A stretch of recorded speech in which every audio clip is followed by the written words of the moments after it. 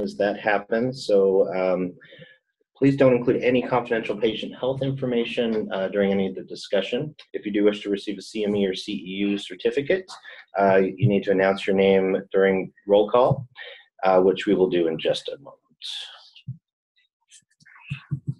And here's a couple of icons for starting your video up. We'd love to have you on video if possible, as well as how to mute and unmute. I know it's 8 o'clock, but hey, we're on screen, so.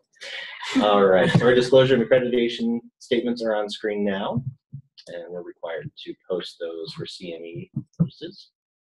And Molina Healthcare and Blue Cross Blue Shield New Mexico does partner with us to offer you reimbursement for case consultations. So if you do have a case you'd like to bring to a panel of experts, we should be having an opportunity for that next week, and we'll get that on the books as soon as we can on our calendar.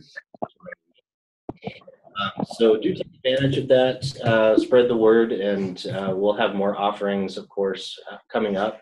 But you can be reimbursed up to $150 per time, so it's well worth your time.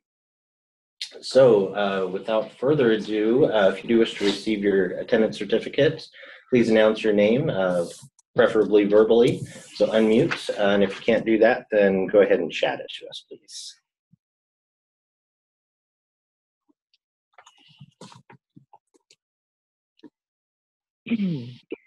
Jan Wayland. Good morning, Jan.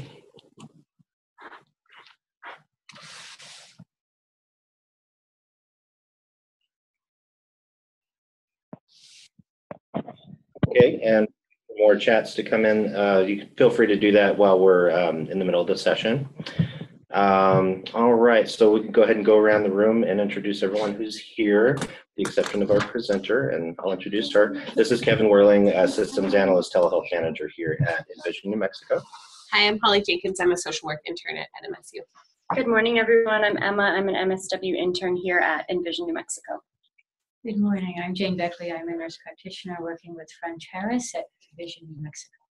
I'm Scott Pate. I'm a dietetic intern here at Envision. I'm Stephanie, a dietetic intern. Hello, my name is Maya Trujillo. I'm a quality improvement specialist here at Envision, New Mexico. And I'm Lisa Morad McCoy, and I'm a therapist at the School-Based Health Center. Thank you all.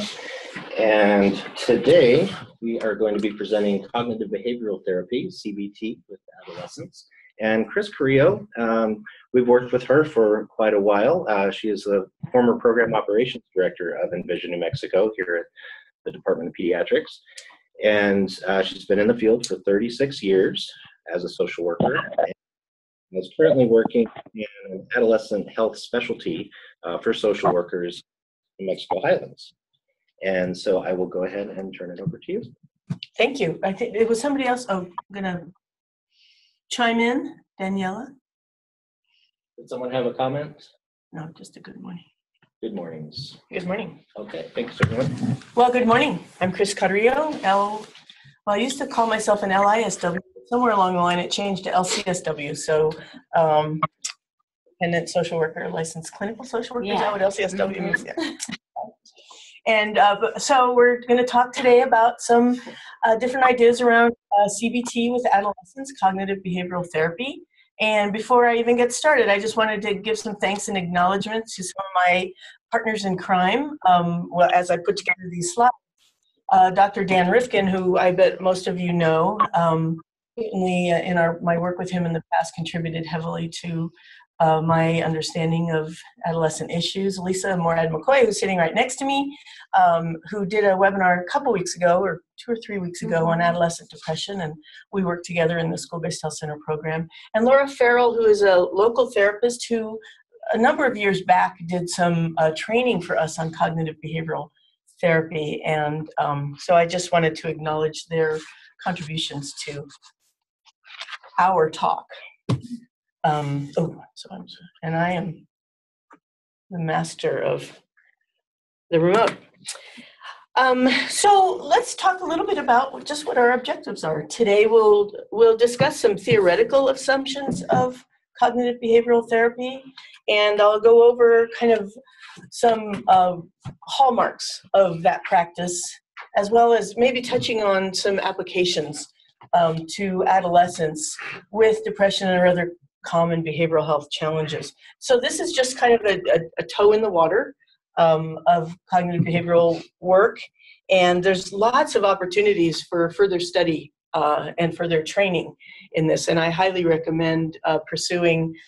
Sometimes there's local 2 to 4 week trainings that you could involve yourself in that gives you some practice in some of the things we're going to talk about today. So, so some of the other other common behavioral health challenges that we see a lot in the school-based health centers with teens are certainly depression, anxiety, it's going to sound familiar to you, trauma, a big one, and self-injury, which is related to all of those things.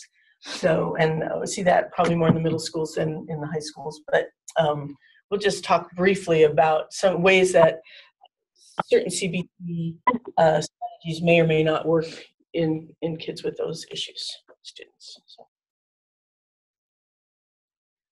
So I always like to start by saying, you know, CBT is not actually a single therapeutic approach, but it's really a collection of, and it's a collection of different therapies that place differing amounts of emphasis on the role of thoughts, feelings, and behaviors in our happiness. It has a long kind of storied history, starting back in the 50s with Albert Ellis, a psychiatrist who developed rational emotive, or EBT, rational emotive behavior therapy, and he's, I think, considered kind of the grandfather of some of the ways of thinking about cognitive strategies with people. Aaron Beck, that's probably a name that's familiar to you, kind of the Beck inventory mood therapy. Arnold Goldstein may or may not be as familiar of a name. He in the probably in the late 70s came up with some social skills work with teens called skill streaming, and really based on once again some kind of helping teens think about and do and behave differently in their world to get some better results. And Arthur Freeman, who's kind of took Aaron Beck's work and kind of took it the next step. So they're all kind of based on the idea that thinking more realistically will lead to feeling better emotionally and to behaving better and more functionally. That's kind of the framework for a lot of this work. In the more current years, since 1955, there was a pretty seminal study done. It's called the TAD study. I don't know if you're familiar with that, TADS, treating adolescents with depression. And that was, they developed a manualized intervention for all of the different skills that therapists might need to work with, working with adolescents with depression. And they really focused a lot on kind of a strict adherence to the model and looking at the fidelity, trying to, you know, do that translational piece between what works well in a study and how do you translate that into the real world of therapy. I think what they found out over the years is that creating a manual, what they would call a manualized intervention, is pretty strict and cumbersome, and a lot of therapists just don't have time to go through the training to do that.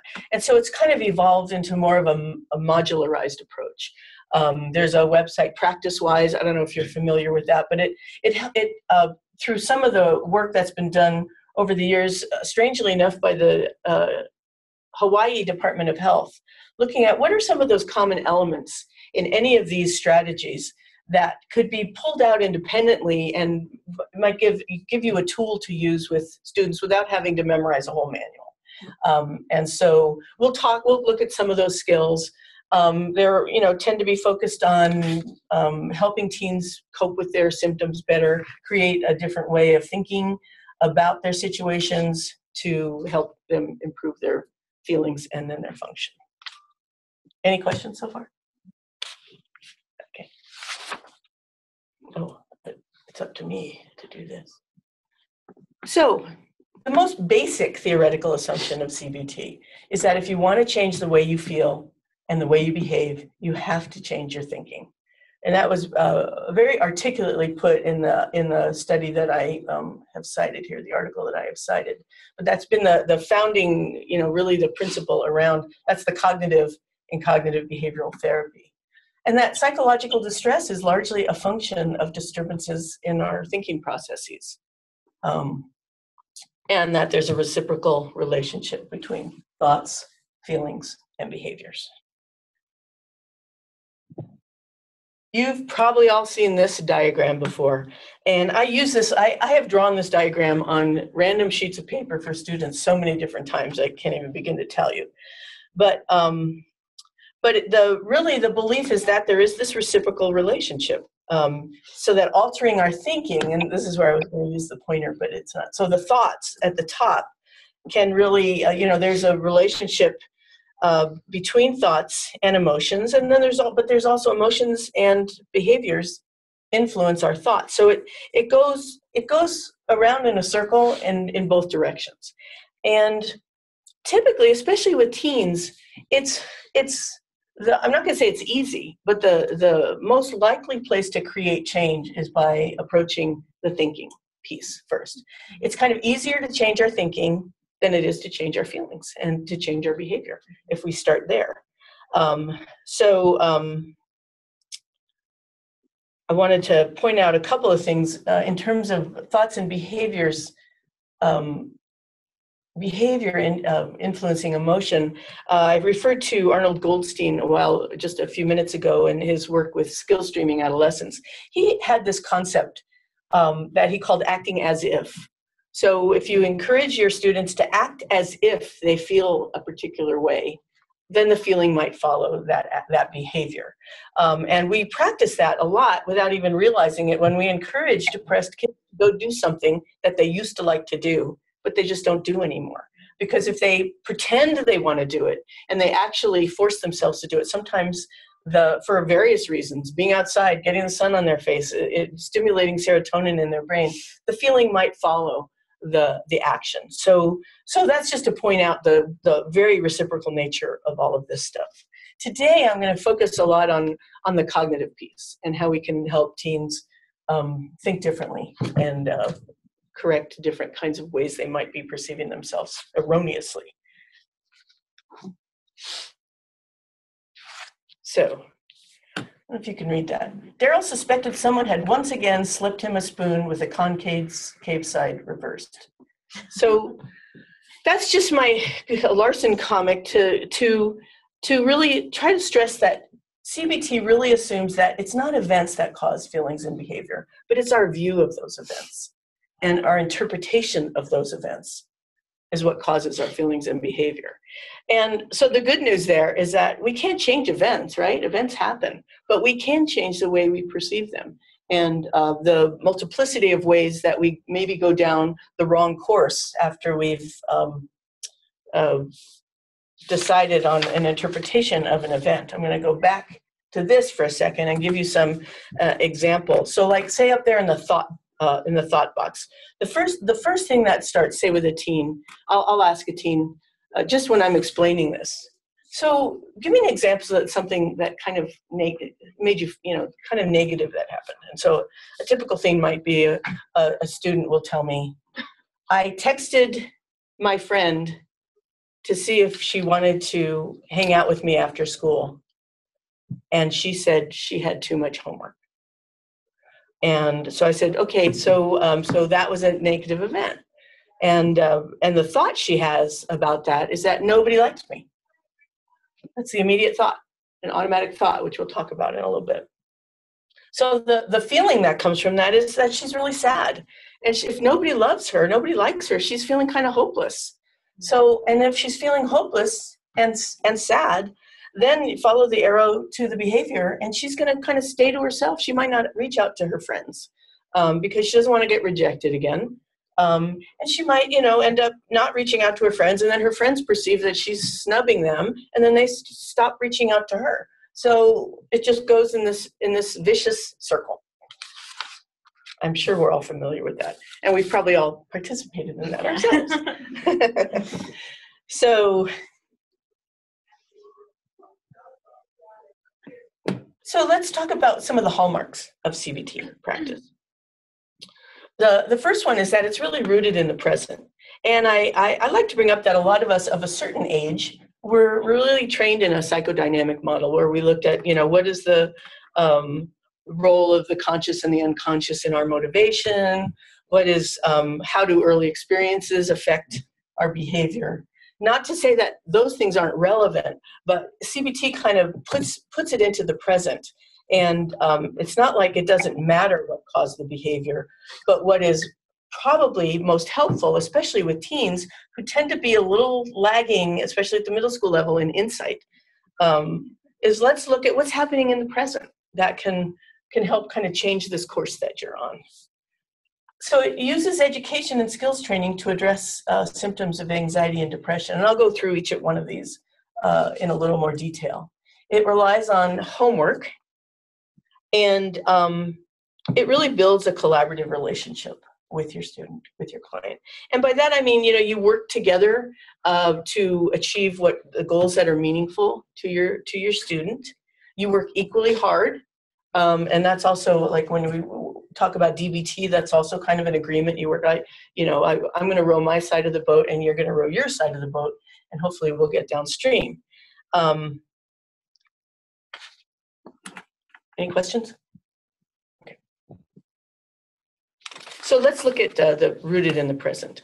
So when you're working with a student using CBT practices, you really help them identify very specific, limited, and measurable problems.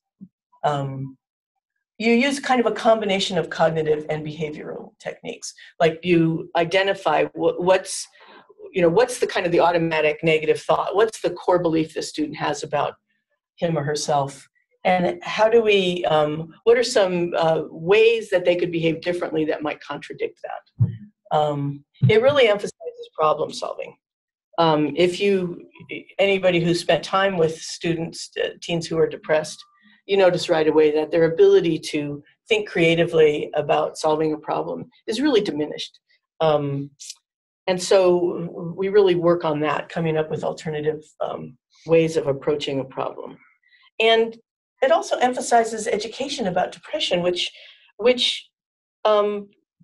is, immediately reduces their isolation around how they feel. I'll talk about that a little more in a second.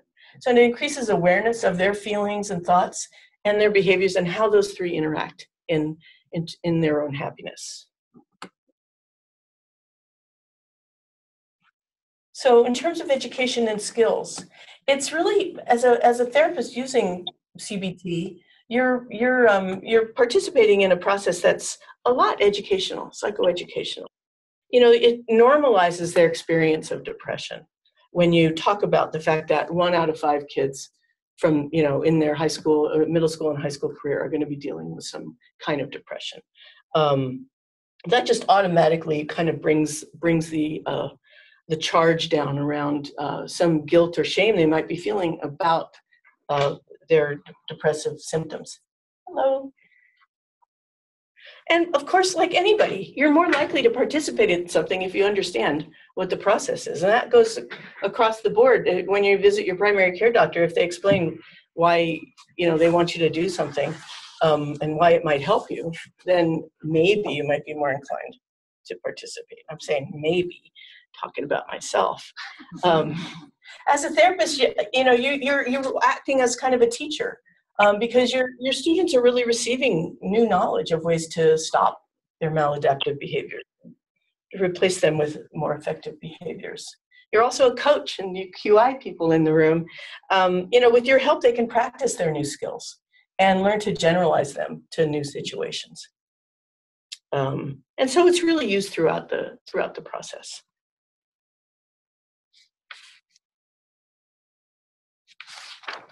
Another hallmark is that collaborative relationship I was talking about. So with teens, they can sniff out insincerity in a heartbeat, right? And so you're just collaborative from the get-go with them. It's important that they understand the nature of the therapy that they're involved in and what they can expect as well as what their role is, what their expectations are of you, what your expectations are of them in this process. You remind them that it's their choice to be working in therapy, and sometimes that gives you really interesting information about how they approach what I call homework assignments. We'll talk about that again in a second, and their input. What else was I going to say about that? Oh, transparency. Transparency is really a key in a CBT relation, well, any kind of therapeutic relationship. They need to be part and part, know what your motivations are, how you want to help them achieve their goals, and also, like in the way I was trained in a more psychodynamic model, if a student asked me 30 years ago, do you have any kids? I would probably say, it's really important. It sounds really important to you that you know something a little bit more about me, and that maybe that might help you think that I might be able to help you more if you thought that I had kids. So that's kind of a psychodynamic kind of turning it back on the patient. In CBT, if a patient asks you, do you have kids? Well, yeah, I have 2. Okay.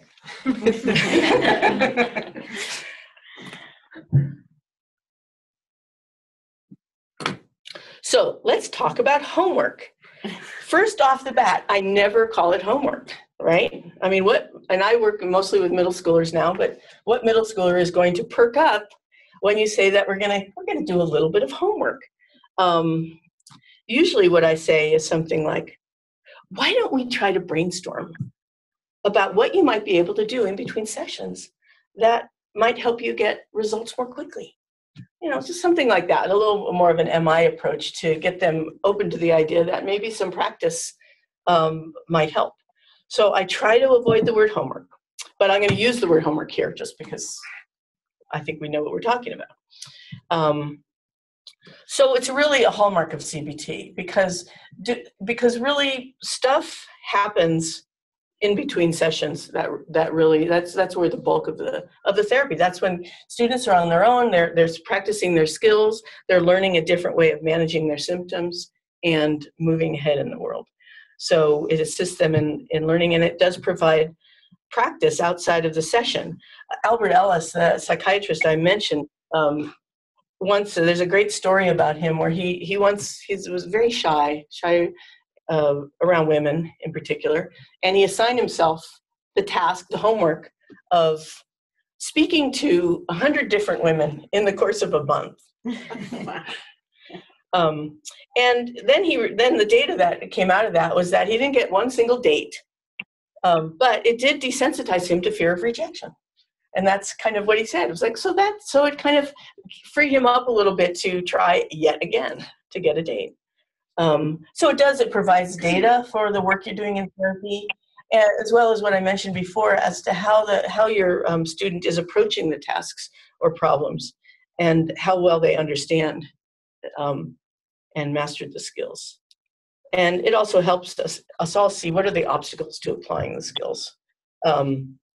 So I'm going to go over a few of the common reactions to homework by kids who are students who are dealing with depression. Some things, it won't help.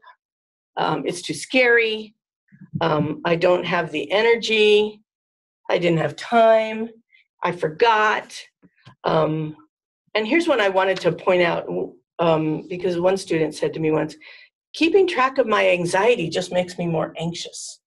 And I thought that was really good feedback because with kids who are experiencing anxiety, especially like performance anxiety, meaning not so much that they're afraid to be in a Broadway show, but that they have performance around how they accomplish everyday tasks.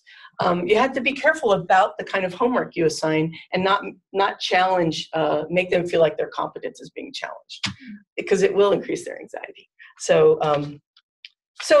any ideas about how to counteract any of those kinds of, won't help, it's too scary, I don't have the energy, I didn't have time, I forgot. Any thoughts?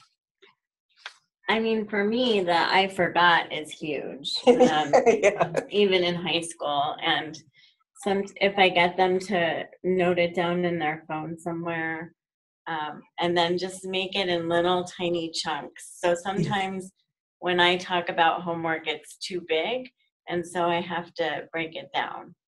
And so, and when they come in and say, I forgot, and you just kind of start over and say, well, okay, let's just back up and say, well, what piece of this do you think you really can do? Right. Right. That's really critical, is to break it down into really small components. And to really be clear with yourself and with your student, the relationship between the homework and their therapy goals. And if they can try to see what the intention is, then they might be more inclined to participate. The other thing is you don't want to get into prescribing things to do. You really want to kind of generate what might be helpful from their point of view and how you might frame that in terms of practice.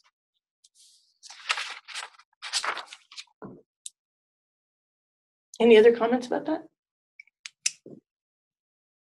I just think when I was like in 10th grade taking algebra, if my teacher had said, let's think about ways you might be able to practice some of these things in between classes, that might have helped my grade a little bit, instead of saying, here's your homework.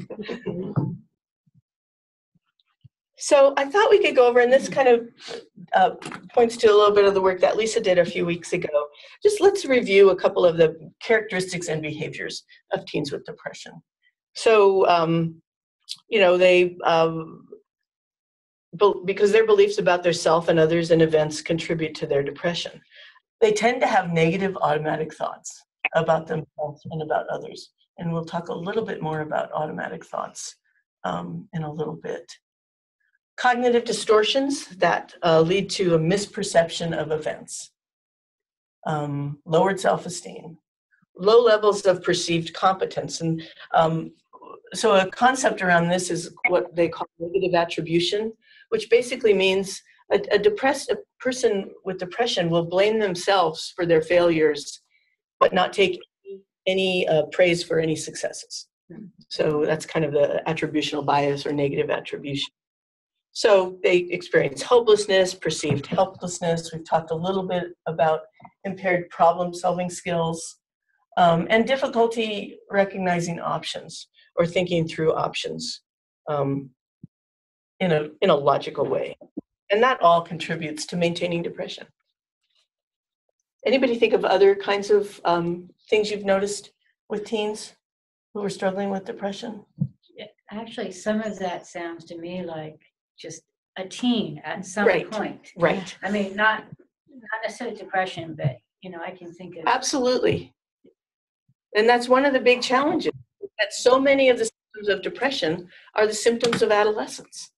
And it's tricky to gauge how, because lots of teens, when they hit a particular age, start shunning their family members and closing themselves up in their bedroom and spending time on their phones or doing things, non-family, and isolating themselves, which is also a symptom of adolescent depression. So it takes some digging and some, working, asking families what they've noticed and the kids themselves. And in certain situations when it seems like it could be either or.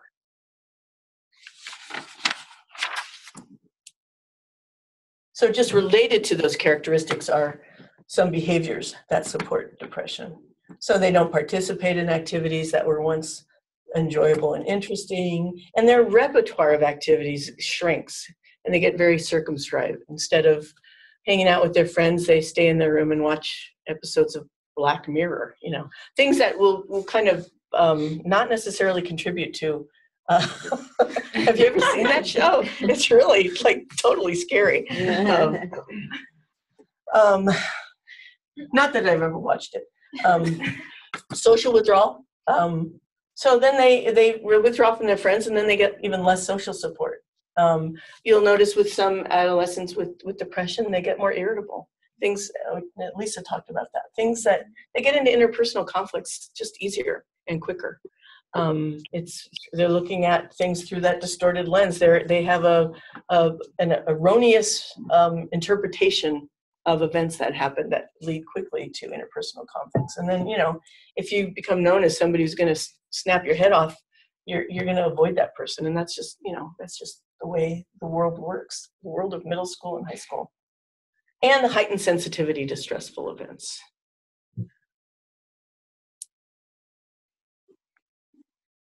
So let's talk about, and this is just a partial list of cognitive distortions, how a teen with depression might be thinking in ways that could be improved. So you've probably seen this, all or nothing, the polarized black and white thinking.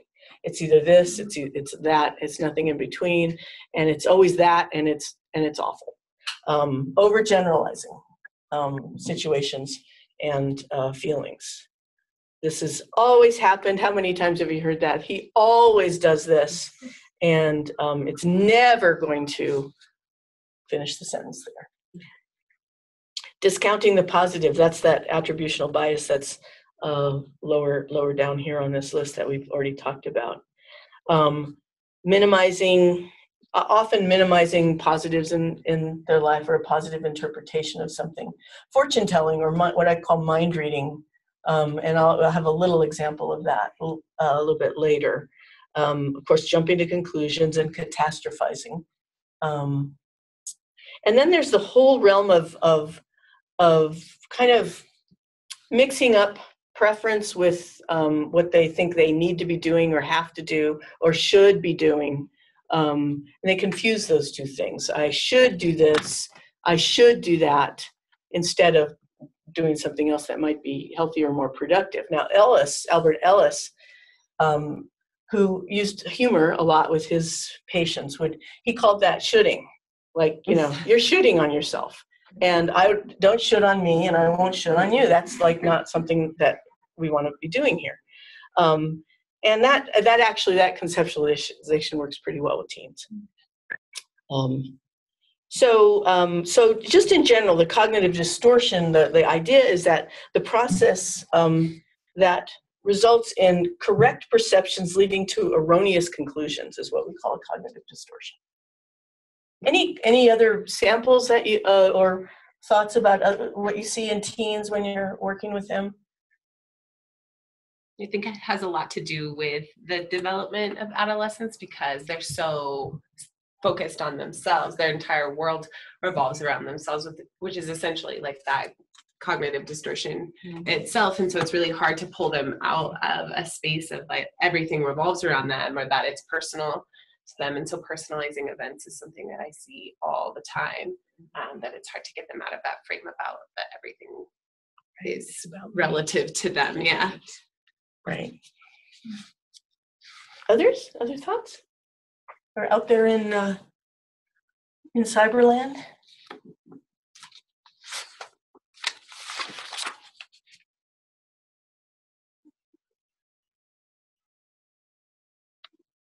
So talk a minute about identifying thoughts and core beliefs.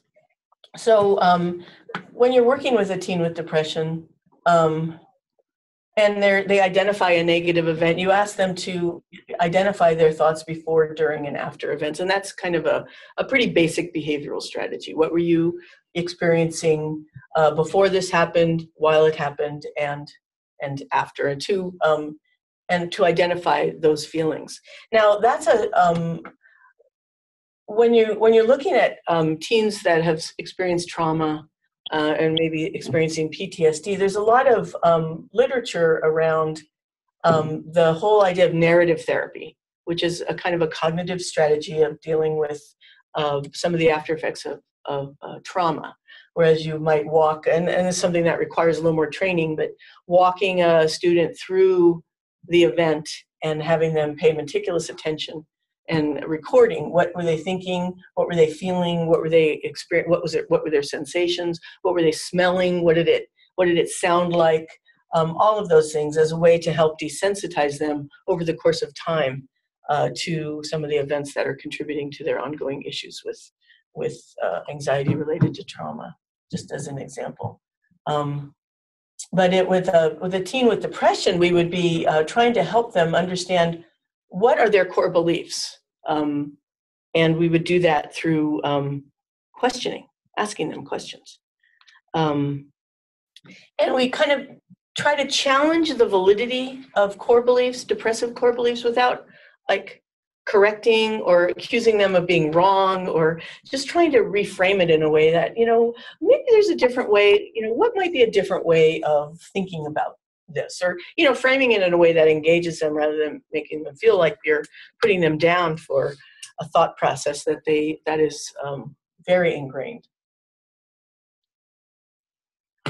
So let's talk about core beliefs. They're really the most fundamental and pervasively influential form of thinking. They tend to be global, very firmly held, not easily revised, and tend to be overgeneralized. So and I think Lisa mentioned this, they tend to fall into two basic categories. Incompetence, I'm stupid, I'm a loser, I'll never be good at that, and unlovability. I have no friends, nobody likes me. I'll never, ever have a boyfriend or a girlfriend. And it's those core beliefs that lead to kind of set the tone for those automatic negative thoughts. Your friend says he can't spend time with you after school because he has homework. And, nobody will ever love me. That's kind of the association there. Failing a test, a student who experiences failure on a test is, they automatically jump to, I'm going to fail this class because I can't do anything. And that has its roots in the core belief of incompetence. So just a couple of things about thoughts in general. So thoughts are, of course, important in maintaining symptoms, especially when we talk about students who are prone to self-injury. Their self-derogatory thoughts and self-criticism play a huge role in self-injury, as do personal history. And this is where we kind of link back to that psychodynamic approach. Thoughts occur in the present, and that's what we're going to try to deal with, but especially with self-injury, they're often related to events and things that happened in the past. And so we see that link and we work with that link, but we try to focus the intervention on the present and taking care of the symptoms and the behaviors in the present. I always remind my students that thoughts are not facts, they're thoughts. And sometimes that comes as a big revelation. And it's a good thing to remind myself too. I remind students, automatic negative thoughts can be altered and they will change. Our goal is to change those over the course of treatment. And once again, you don't want to challenge their thoughts or label them as wrong. They just more try to frame it in terms of, is that way of thinking helping or hindering getting to your goal? And maybe we can think of some alternatives.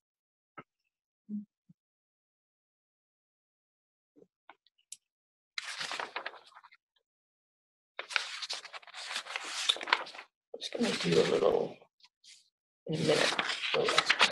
So getting to core beliefs. So in order to experience therapeutic change, we really have to get to what is your student's core belief around a particular thing that has happened. So it's really not enough to just change automatic thoughts without addressing the core belief that it's linked to. So how can you get from an automatic thought to a core belief? Sometimes I just go over, and I don't necessarily use this worksheet, but it's not a bad one to help them distinguish between fact and opinion. First of all, to help them kind of, thoughts are not facts. And just see how they answer some of these questions. And remember, if you have a student with anxiety, there's no grade on this test, right? Yeah. It's not a test. What are the facts here? I'm a bad person. Do they think that's a fact? Or is that an opinion? So that kind of helps to open up that discussion. And you can sub in any questions that you think are more relevant for your student. Did you make this yourself? No, this is, I have a resource for this, and I think it's at the end. Right here. It says so. My feet are too big. Is that a fact or an opinion? I don't know. What's too big? Okay. So one of the strategies in cognitive behavioral work is, a big one is cognitive restructuring. And there's lots of different approaches to how to help a student rethink something or change their perception and their thoughts about something. And one of the techniques, so we're seeking to increase awareness of what we're thinking. We're including automatic thoughts and the underlying assumptions. And we want to try to replace irrational beliefs with more realistic ones. And I think it was Ellis who came up with one technique he calls the downward arrow as to how you might be able to get from an automatic thought to a core belief. So I have Lisa's going to help me. So we're going to go through this 30-second script, and then I want you to be thinking about what might be an automatic thought in there, and when you see something shifting, and then we can talk about it and we can run through it again. So when Alex said that he was too busy to meet with you because he had homework, what went through your mind? That he doesn't want to be with me. Okay, so if that were true, that he doesn't want to be with you, what would that mean? That he doesn't care enough. And if that were true, that he doesn't care enough, what would that mean? That he doesn't really love me. And what would that mean? If he doesn't love me, then no one will. And what would that mean? That I'm unlovable. If you're unlovable, what does that mean? Well, just that if I'm unlovable, that no one will ever love me. Okay, so let's talk about that little exchange. What's the first thing you noticed? So when I asked her, when Alex said he couldn't meet with you, what went through your mind? That he doesn't want to be with me. Is that, when I hear a student or a client say something like that, the first thing that hits my mind is that's an automatic negative thought. It could be that he really did have homework. He could have had a dentist appointment. Any kind of thing. But it's this kind of external. He doesn't really want to be with me. That's the very first, and that's just an automatic negative thought. Is that an example of a cognitive distortion too? Yeah. So I might jump in and say, that sounds to me like a kind of one of what we've talked about, an automatic thought, a negative thought. So then as we go through that scenario, okay, if that were true, that he doesn't want to be with you, what would that mean? That he doesn't care enough. So the conversation is still about the other person, right? And if that were true, that he doesn't care enough, what would that mean? That he doesn't really love me. Okay, now we're shifting it a little bit. It's shifting and it's getting a little deeper and it's starting to reflect a little bit of what this person is perceiving of themselves. And what would that mean? If he doesn't love me, no one will. So now we're talking about the person, and this is a deep internal, firmly held negative thought. And what would that mean? That I'm unlovable. And that's when you find with this particular technique, if you keep asking that same question, or you can vary that question. What does that mean? I'm unlovable. And what does that mean? Well, it means I'm unlovable. Well, then you've hit the core belief that when they framed it, put it right on the table for you, that I really believe that I'm unlovable. You can, there's other ways you can frame a conversation like this. Well, what's so bad about, if that were true, what would be so bad if you were just an average student? What would be so bad about that? Well, I'd never, be able to achieve anything good. And then, that line of reasoning, well, what would be so bad about that? It's going to get you to the potential core belief that they're feeling completely incompetent, like they can't do anything. So does that make sense?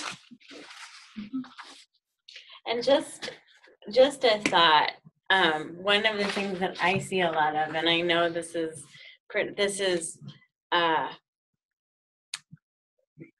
polarizing a little bit, but I definitely see more girls in the unlovable category and more boys in the incompetent category. Yeah, I think that's true for me too. Yeah. I don't know about anybody else's experience, but so one of the other things that Ellis really talked about was disputation. If they get caught getting stuck in negative thoughts and the erroneous assumptions they make as a result, you can also try kind of leading them on the path of kind of disputing it without actually coming out and saying, you know, this is like what you're thinking is wrong. I'll give you maybe another example quickly, because I know we're getting short on time already.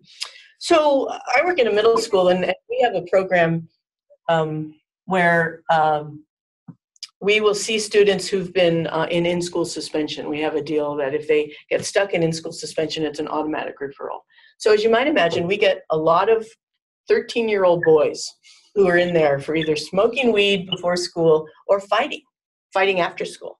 So say I have this 13-year-old Manuel who was suspended for fighting. So I asked him what happened. He says, well, Jojo was looking at me disrespectfully. So I asked him what made him think the other kid was disrespectful. He said, well, every time I look up in class, Jojo is looking at me.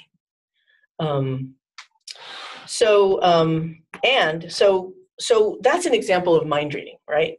So not only was this that's a cognitive distortion, was this an example because he assumed that he knew what Jojo was thinking, right?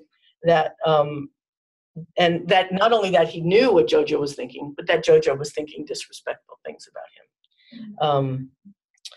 And so this kind of faulty belief ended up in inappropriate behavior, because what he did is he just couldn't, this enraged him, this kind of chronic disrespect. And so he waited till after school and, of course, got into a fight with Jojo. And then, of course, ended up on in-school suspension.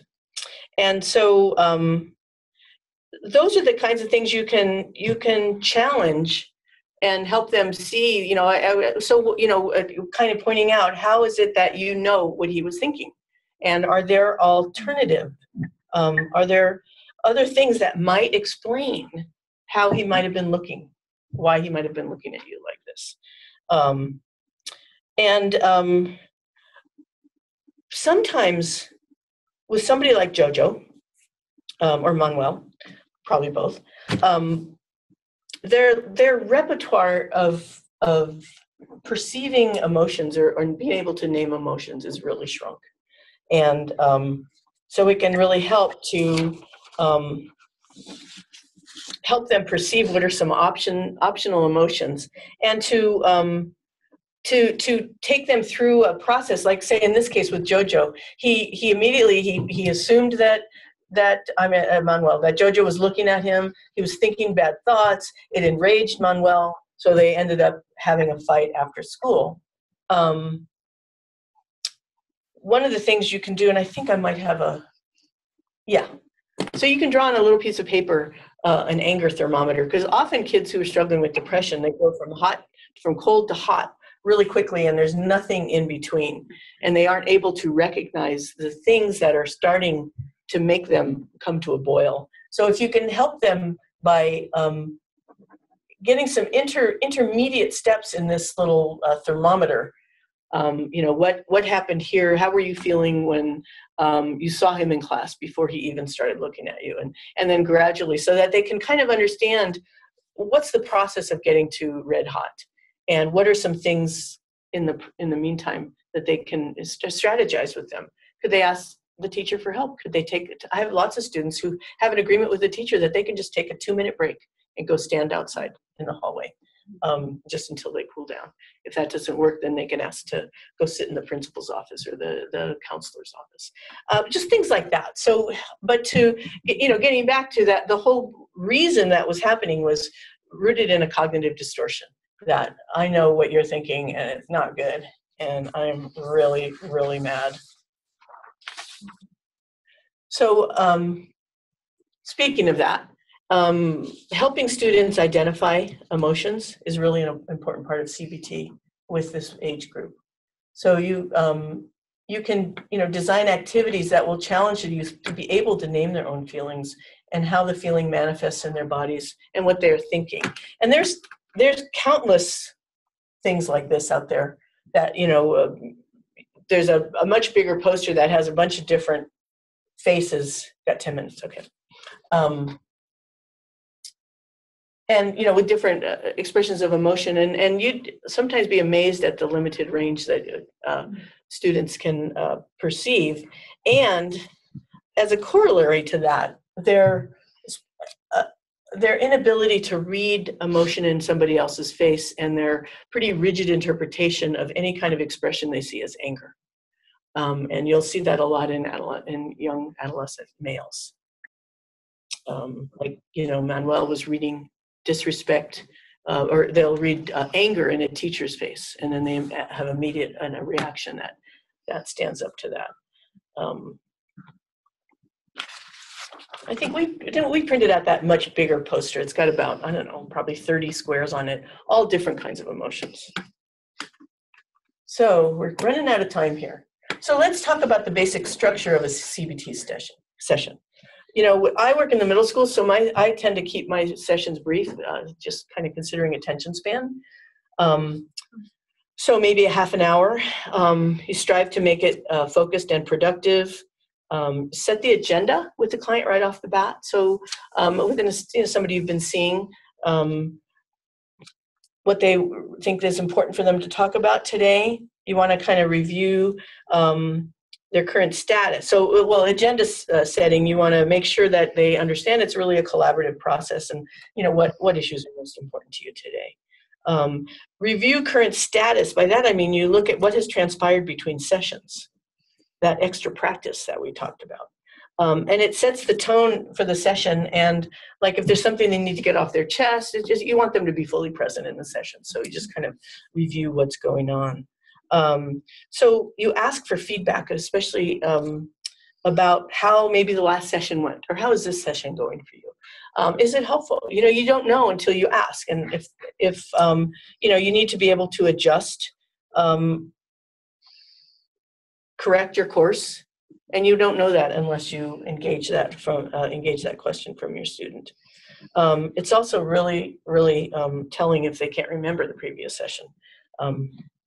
And a lot of them, sometimes you have a big gap between sessions and they barely remember. I always do a test. I have a name tag, and the first thing I do is I cover it and I say, okay, first, here's your test. Do you remember my name? And then review homework. And that whole thing takes about 10 minutes, I would say. And then you can get into working on what your identified agenda was and develop new practice, new homework.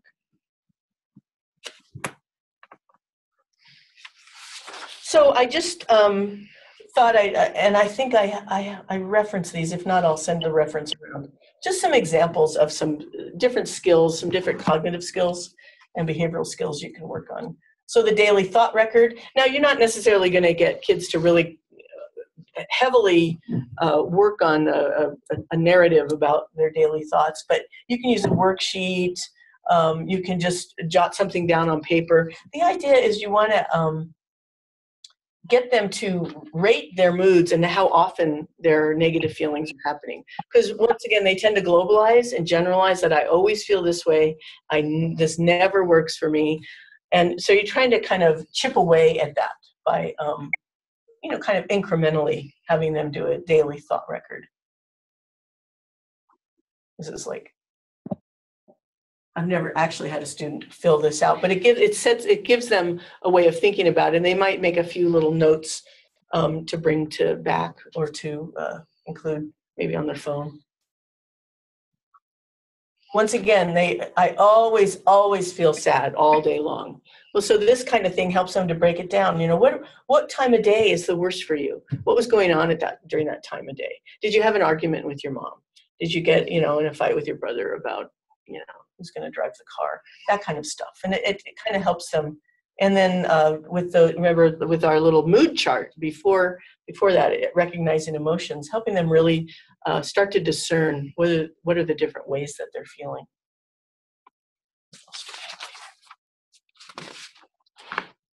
Just a reminder that it's cognitive restructuring is a technique to change those distortions and to increase positive self-talk. There's certain things that I didn't include here that are pretty fundamental, like thought stopping, how you stop yourself from thinking a negative thought and replacing it with a more positive thought. Looking at different ways of perceiving the triggering event. Remember that it's not the event that causes the feelings, it's how we perceive it that causes our feelings and behavior. So here's just some ideas for some activities, and I think you'll have this on your handout. Write down some examples of each type of distortion, try to notice the positives, ask your client to identify the thought. I think I have a thing of a thought bubble here. And this one they actually like to do. First coloring in the head, of course. To try to help them identify what was the relationship between what happened and then their automatic thoughts.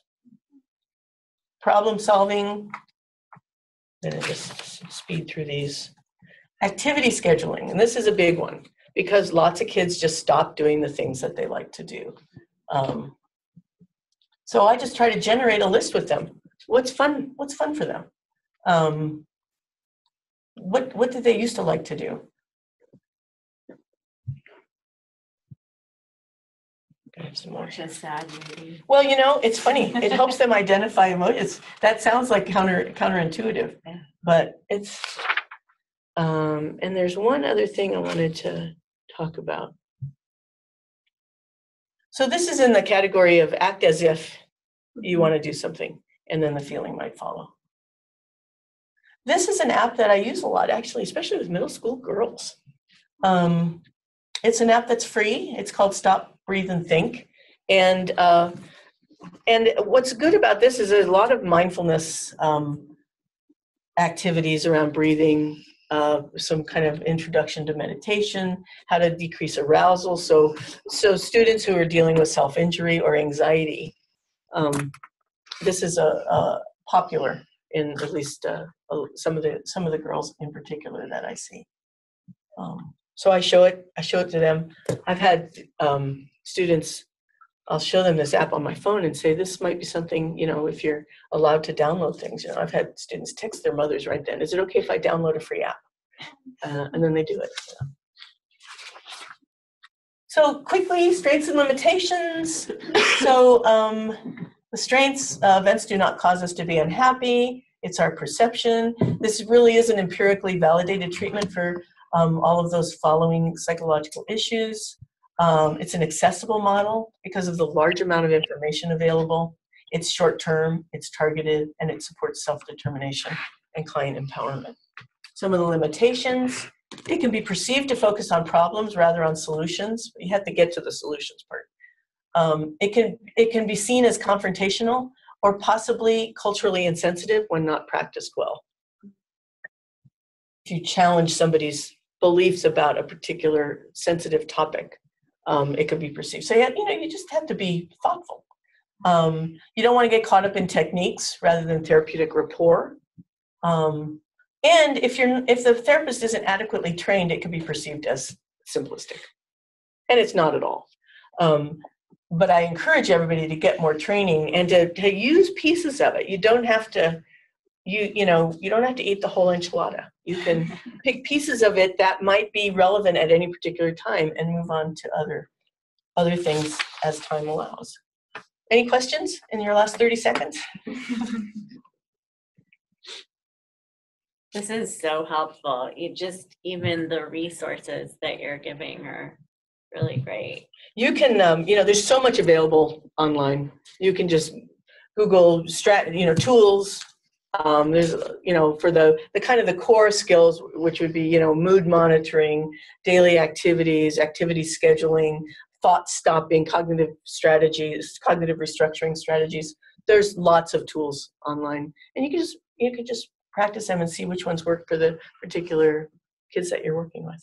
There's one that I use quite frequently. It's called Therapist Aid. Oh yeah, and it has a bunch of free handouts in there for all age groups.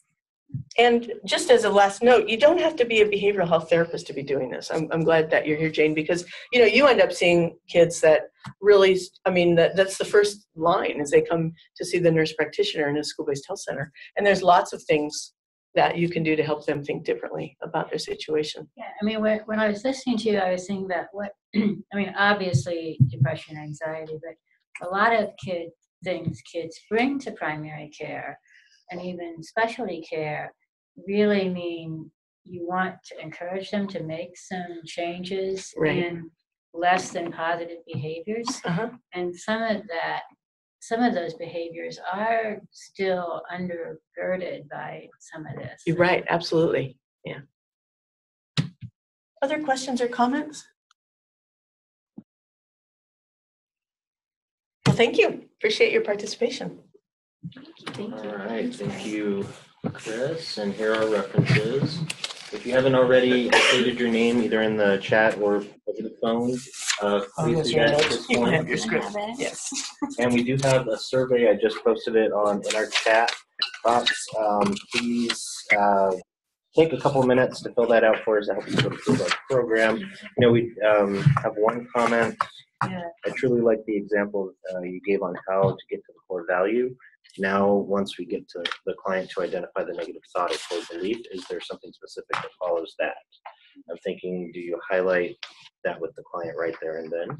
Okay, thanks for that question. So yes, I would kind of try to label that like that seems to me like a negative thought. And that can lead you into working on some of those strategies that I talked a little bit about later around kind of recognizing cognitive distortions and doing some cognitive restructuring.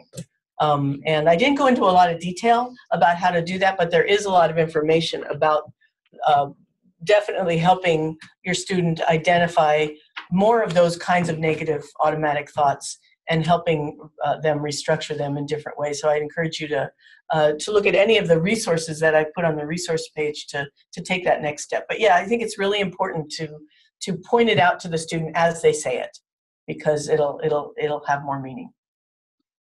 So I hope that was helpful. And at that point, would you try to ask them questions to challenge that thought a little bit? I might say let's put a little bookmark right there, Okay. and then we'll get back to that. So then we can kind of if you're using that kind of downward arrow technique, because you know that where you're going is you're going to identify what that core belief is, and is going to link right back to that automatic thought. Okay. And so you want to kind of address those things as two sides of the same coin. Okay. That makes sense. Thank you, Iveth, for the question. Sorry. No, I was just going to say, can you just say something like, I wonder if, and suggest Oh, absolutely. a different potential interpretation. You could, yes. And you'll know. If you're wrong, they'll tell you right away. No, yeah, they will. Nothing ventured, nothing gained. Yeah, yeah. So, just be prepared to be wrong and, get your ego out of it, because it's not about that. It's just like we're trying to find out what's going on here. And I wonder if, that's a really good approach, or let's brainstorm about, maybe something like this is going on. I must tell you, all the time you were talking, I was thinking of the 2 or 3 times a week phone calls I get from my daughter who teaches middle school. It's like, oh yeah, oh, that kid she had. Yes. Manuel and Jojo, I think I know them. Oh yeah. We are best friends. All right. Well, thank you. Final comment from Iveth is excellent presentation. Thank you. Yes. Glad you all came. Thanks, everyone.